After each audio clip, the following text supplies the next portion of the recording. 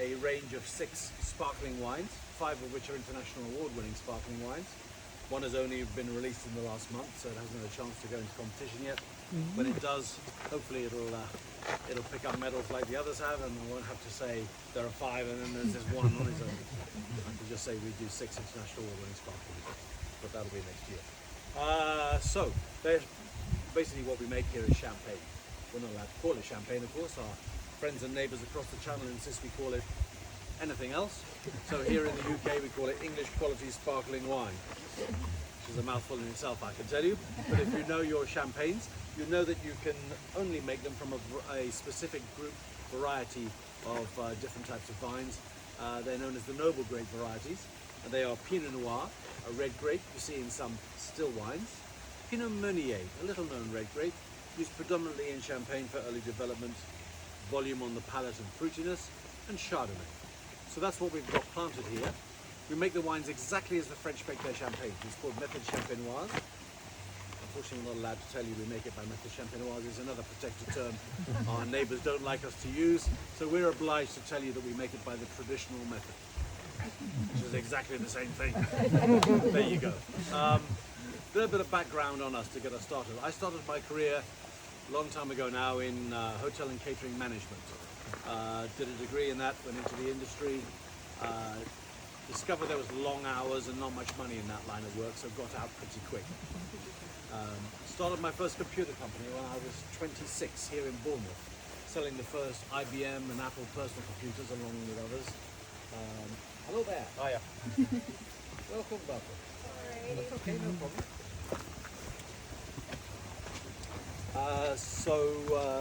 Pretty much started in the computer business, started a company back then. Sarah started her career in horticulture, so she's the green-fingered one around here. But she pretty quickly came out of that, went into sales and marketing. Our paths crossed in one of the computer companies along the way, and the rest, as they say, is history. We've done quite well for ourselves with our businesses over the years, retired early, back in 2004. Sat around for about a year looking at each other going, well, this is dark, we've got to do something, we can't sit around like this. We thought what we might do is go and look for a garden centre that was a bit run down, see if we could buy it, turn it round and sell it on for a profit. That's the big idea. Looked at many, never found one that we thought was a good business proposition. The fact that so many were for sale at the time was probably a clue it wasn't such a bright idea. But whilst all that was going on, we have another home in Cyprus, and one evening in the taverna, came across a bottle of wine called Nicotino, Exhibit A. Nothing particularly special about Nicotino, other than it's not a bad red wine by Cyprus standards. So we decided we'd like to buy some more bottles of this for our home over there. Turned out the next day you couldn't get it in the shops. You could only get it from certain tavernas or from the winery up in the Troodos mountain. So up the mountain we went to discover this exuberant character who bought this vineyard for himself about 8 months earlier. He was full of his new toy, he was planting more vines, he was building a restaurant. He took us round the vineyard, then he took us into the cellar and he poured this and he poured that. But as we staggered out with cases of this stuff under our arms, we said, that's what we want to do. But we don't live here in Cyprus all the time, and the weather in the UK is not up to vines, we thought. So to us that seemed to be the end of the story. Before I pick the story up from there, worth mentioning a little bit about how this gentleman ran his business.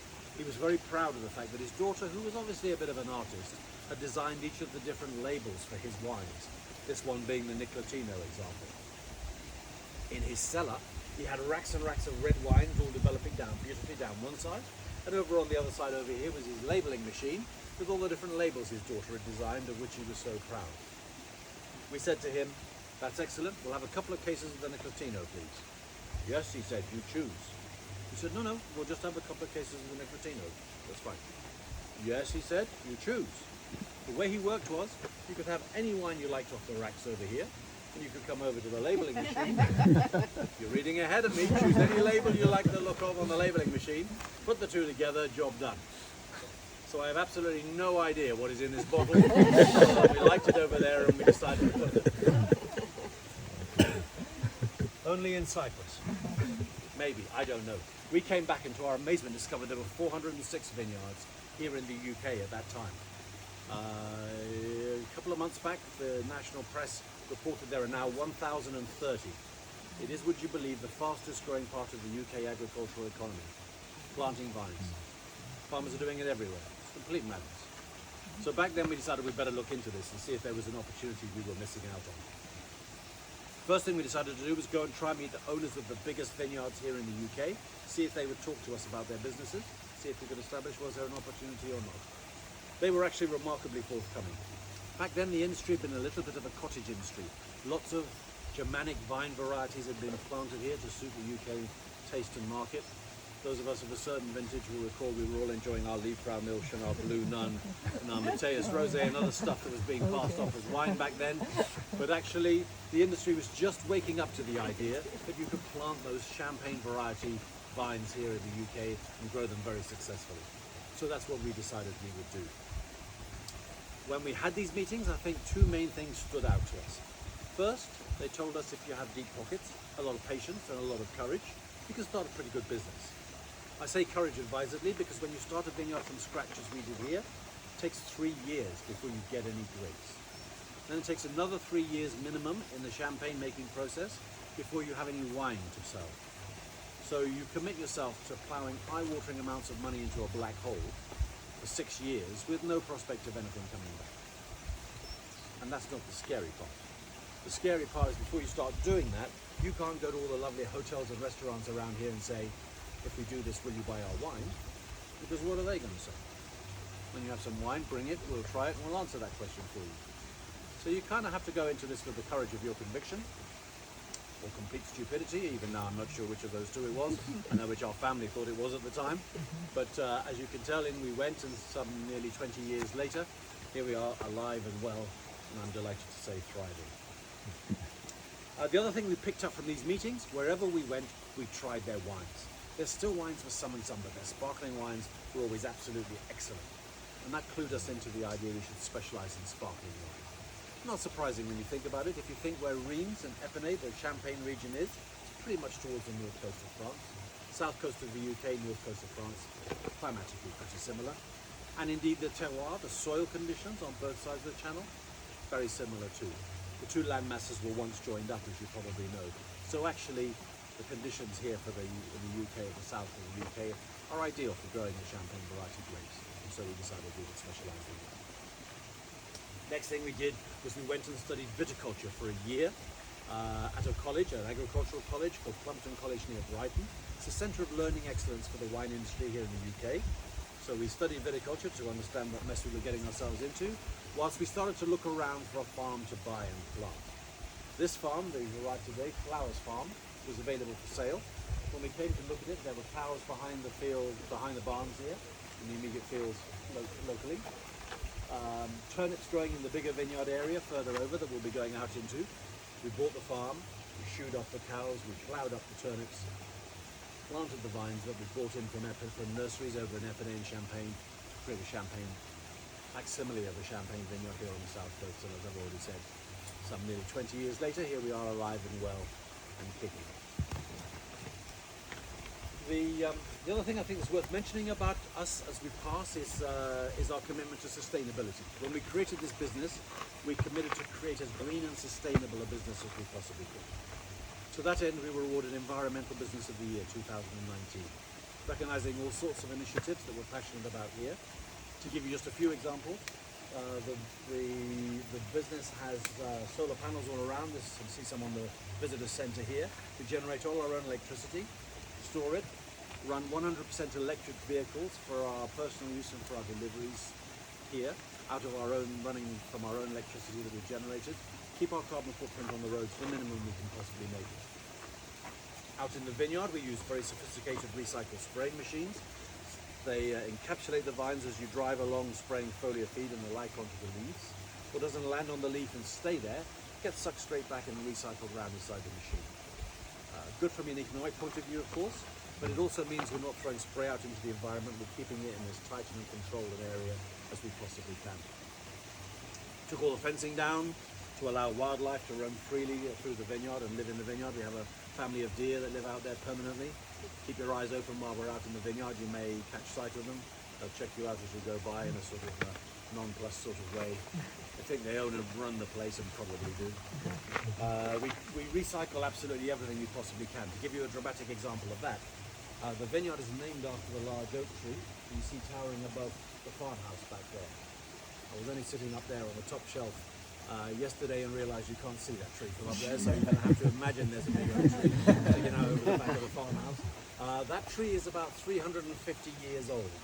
You date them by measuring around the base of the trunk.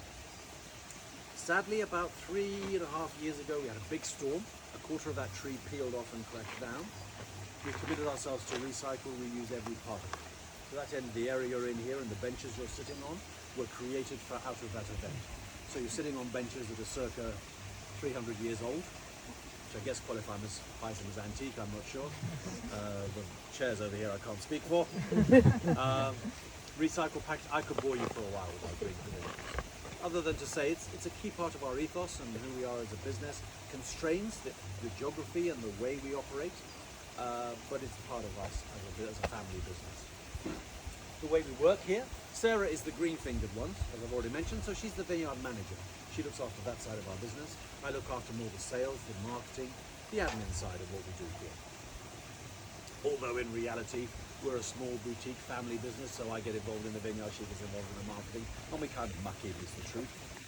Which works great for me, because when things are going well, we both try and take the credit. And when things are not going well, we know it's Sarah's fault. So that's the perfect modus operandi. But no, seriously, she's going to take you out in the vineyard in a second. You come at us mid-season. We harvest here in the UK in October.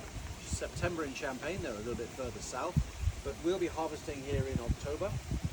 So we're sort of mid-season. We've just finished trimming the canopy to create those lovely avenues, evocative avenues of vines that you would expect to see in a vineyard.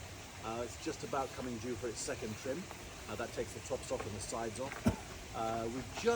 We're just sort of mid-process of doing what they call defoliating, which is to strip the leaves off in the area where the grapes actually grow, which is about a third of the way down the canopy, more than halfway down the canopy. So we're just doing that process, and that exposes the fruit and allows airflow through, so we don't get any nastiness that's going in and around the fruit. So we're doing that. Then Sarah will show you all of that going on, and you'll be able to see the little bunches of grapes that are starting to form. They've got a few months to bulk up before we get to harvest stage, so they'll get bigger. But for the moment, they're just beginning to get going. We'll be able to see that. Then we're going to come back to our visitor centre over here, where we'll give you a light presentation on how we make our sparkling wine, that champagne method I was telling you about.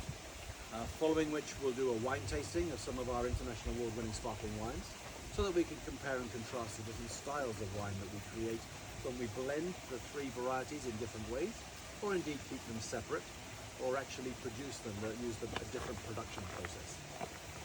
Well, we'll get to that. If you're not bothered about the wine tasting part, please let us know, we can take that part out. No one has ever taken me up on that suggestion. So you can be assured we're going to be doing a wine tasting. Enough nonsense from me. Let's do a little bit of housekeeping, then we'll get underway. The visitor centre here has facilities at the back. If anybody needs them, you'll find them back there. Whilst we're in that building, in the unlikely event of a fire, there are two fire doors marked above the doors saying fire exit. Please rush out those two doors, go hide amongst the vines. We won't care about you, but we'll certainly protect our vineyard, so that's the safest place for you to be in the event of an emergency. We're going to go through our barn here. This barn dates back to 1823. I had a big birthday a couple of years back. When we bought the farm, it was in a very bad state. We had to give it a substantial renovation, a contemporary twist, and now it operates as our venue for private parties, corporate events, weddings. We're licensed for wedding ceremonies here, and in there you can seat up to about 80 for a wedding breakfast. For bigger weddings than that, which we do here, we put marquees out in the vineyard, up to 200 guests and beyond. So weddings is a common sort of thing here. When you start a business like this, you sort of establish your vines, then you establish your customer base for your wine, your hotels and restaurants and the like, and then you begin to become something of a destination for visitors to come and see, tours like today, weddings, private parties, all that stuff. So we're going to go through there, meet Sarah on the other side, take a look at some vines. Last request before we get underway, if I may, we crave TripAdvisor reviews here, so if you're into that sort of thing and you've enjoyed your visit with us today, please mention us on TripAdvisor. We'd be very grateful. If you haven't enjoyed your visit, please don't mention us on TripAdvisor. We crave our 5-star status more than the reviews themselves. No, seriously, obviously mention us on TripAdvisor if you will. Just leaves me to thank you for coming and invite you to follow me this way out to the other side of the barn to meet Sarah. Last couple of quick things. If you have any questions, please interrupt and ask. We're delighted to take questions. If you want to take photographs, please go ahead. If you have anything heavy that you don't want to take out with you into the vineyard, coats, bags, friends, just leave them here on the seats. They'll be perfectly safe. Let's get out of the vineyard.